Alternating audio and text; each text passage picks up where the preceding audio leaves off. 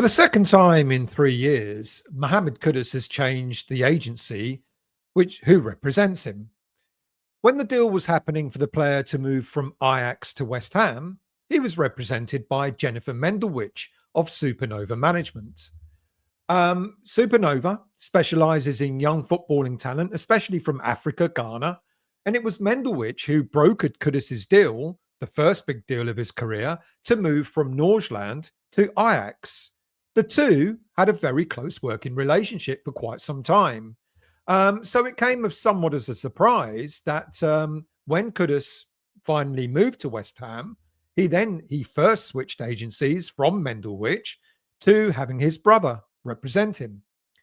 But with this summer being quite crucial for Mohammed Kudus in terms of his next career move, his brother seems to have been discarded, and Kudus has signed for the Roof agency. Roof are one of the biggest player agencies in the market. And with their offices located in Germany and London and various other resource areas in Europe, Roof represents players such as Kai Havertz, Ademola Lookman, Karim Adeyemi, and Kuzmani Diamande, amongst others. And these are all players who are playing at their highest levels, both in their domestic leagues and, of course, in European Cup competitions. If you're new to the West Ham Boys, or if you've watched the West Ham Boys before but yet to become a subscriber, please do consider subscribing to the channel. It costs nothing to subscribe. All the content is free.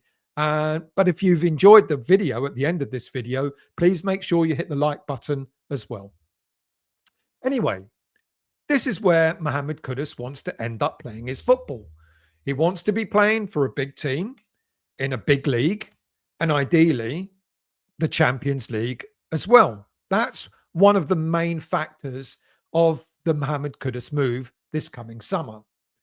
And by the stories that we keep hearing, there are enough suitors just in the Premier League alone to be able to offer all of that to Mohammed Kudus and deliver on his ambition.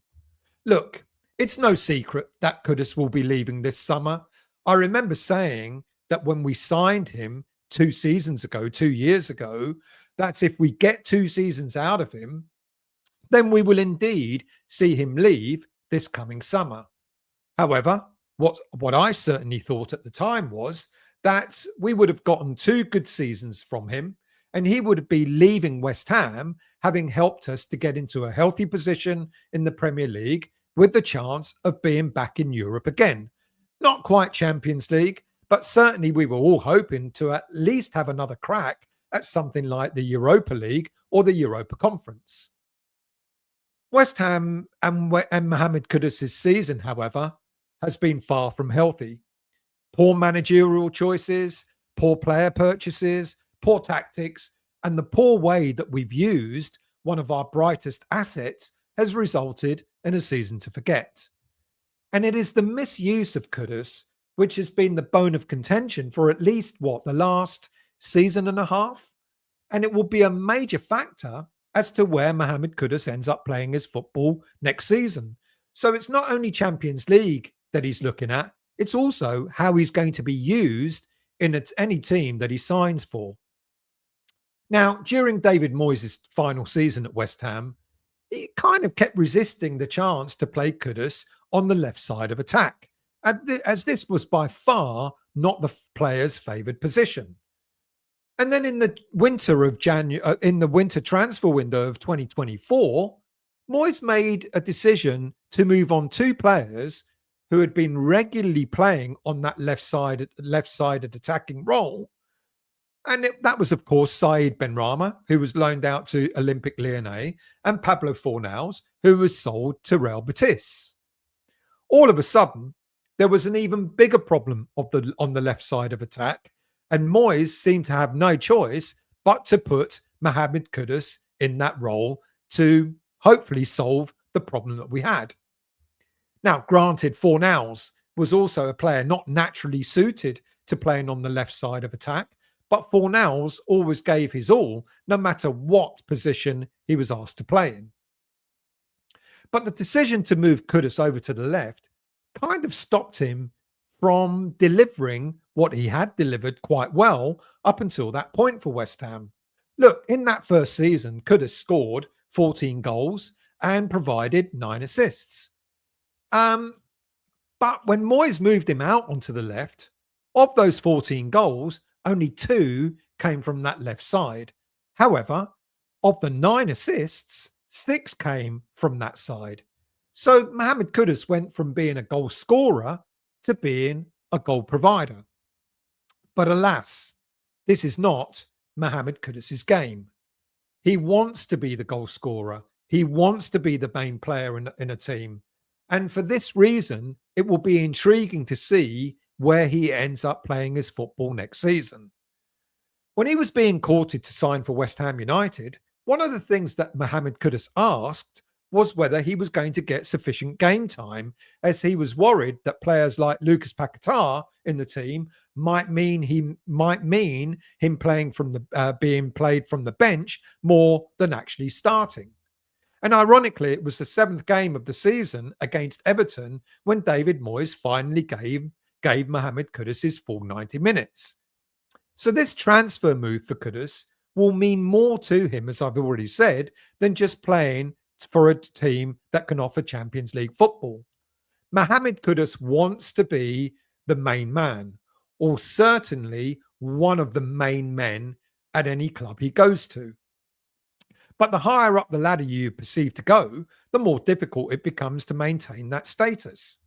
So for all the teams expressing an interest in Kudus, this leads to which of them are going to be best for his next career move in terms of whether they can not only offer to play him in his favoured position, but also offering Champions League football as well.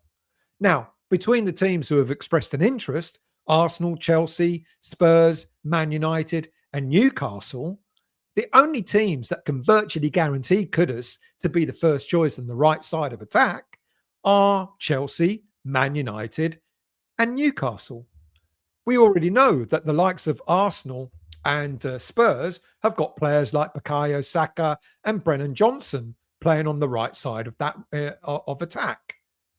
And of the 3 teams that are left that are potentially suited for Kudus, Man United can't offer European football, which ultimately leaves the choice being Chelsea or Newcastle. And of those 2 teams, if I were a betting man, Kudus is more likely to want to stay in the capital rather than moving up north. Nothing against Newcastle, but I think Kudus's choice would be to prefer to stay in London, which kind of makes Chelsea the clear favourites for his signature. And I would wager that they, the player, and the player's new agent all know this. So what does this mean in terms of the price that we can get for Mohammed Kudus? Well, ultimately, it could result in West Ham getting even less for the player that we want to sell him for. Let's forget the 85 million release clause for a moment. It will come as something of a shock if any club will offer that. But because the release clause is there, West Ham do not have to enter into negotiations with any club whilst the release clause is in place, as there might be a small chance that a team might well want to match it. So if a club wants to buy Kudus before that release clause kicks in, they will either have to do it before the 1st of July, or they risk waiting until after the release clause expires on the 14th of July to make a bid for the player. So at this stage, the likes of Chelsea and other suitors have got a decision to make as to whether they want to go for the player now or wait and gamble to go for the player after the 14th of July if that release clause is not triggered. If no club matches the release clause, then in a way, that kind of strengthens the hand of teams like Chelsea, who would then be in a position to be able to offer a much lower bid for the player after that release clause expires.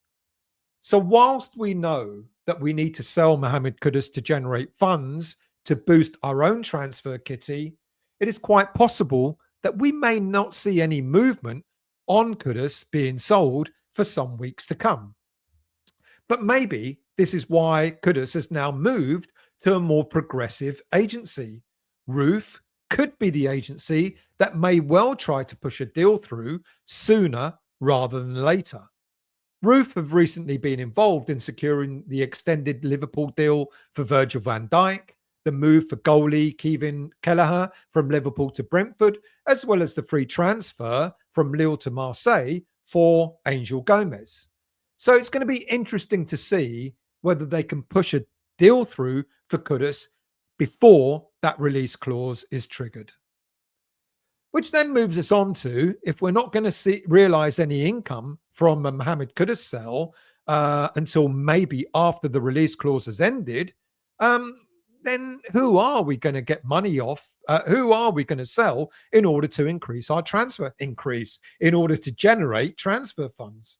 And all eyes seem to be, as I mentioned on Monday, on Aguerd, Andy Irving, and now perhaps Emerson Palmieri.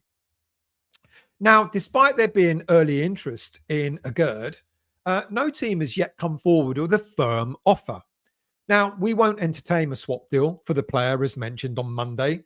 West Ham have a list of players that they're targeting, and the likes of Daniele Rugani to be swapped for Aguerd is just not on the table. Therefore, we're looking for a straight cash deal for the player. Juventus are interested in the player and apparently are leading the race to sign him, but only if they offer money on the table rather than the swap deal for Rugani. However, as far as Emerson is concerned, Lazio continue to show an interest in the player, and with current manager Maurizio Sarri having worked with him during his time at Chelsea, there's a very fair chance that Lazio could be buying the player sooner rather than later. Now, I know there's an issue for the player himself to sort out. He played for Roma. Lazio are their biggest rivals. But that's not going to worry West Ham. If Lazio come in for the player, then they're going to want West Ham United to reduce their asking price of something like 10 million euros, £8.5 million. The 30-year-old left back has been, I think he's been decent for West Ham. I wasn't sure when we first signed him, but I think overall he's been a good player for West Ham. But for Lazio to want to come in for him, they're going to be looking at a reduced fee. They're going to be looking at about £5 million, about 7.5, 8 million euros. Is that a fair price for 30-year-old Emerson? I don't know. It sounds a little bit cheap, to be quite honest with you. But a compromise might have to happen, and maybe what will happen is maybe Lazio may offer around £5 million plus add-ons. I don't know. Let's see what happens there. And after making his full senior debut for Scotland, the interest in Andy Irving has been ramped up somewhat, with suggestions that both Celtic and his former club Hearts are interested in signing the 25-year-old midfielder. Now, West Ham could get a fee of around £10 million for the player. I think that would be I think that would be fantastic if we do, considering that we signed the player for nothing a couple of years ago. So that may happen anytime soon. So it's going to be interesting to see what happens with Kudus, whether a club makes a move for him sooner rather than later. But it's also looking more likely that we're going to have to sell other players in order to generate the funds that we need to kickstart our transfer window. And of course, we hear about Mario Stroikens from Anderlecht being a prime target now, and that we've made an offer for him. But watch out for the video that comes out later that talks more about Stroikens and other players that we're targeting. Thank you for watching and listening. Like I said, if you are yet to become a subscriber of the channel, please consider subscribing, but please do hit the like button if you've enjoyed this video. Thank you for watching and listening. Leave your comments below, and I will see you all very soon.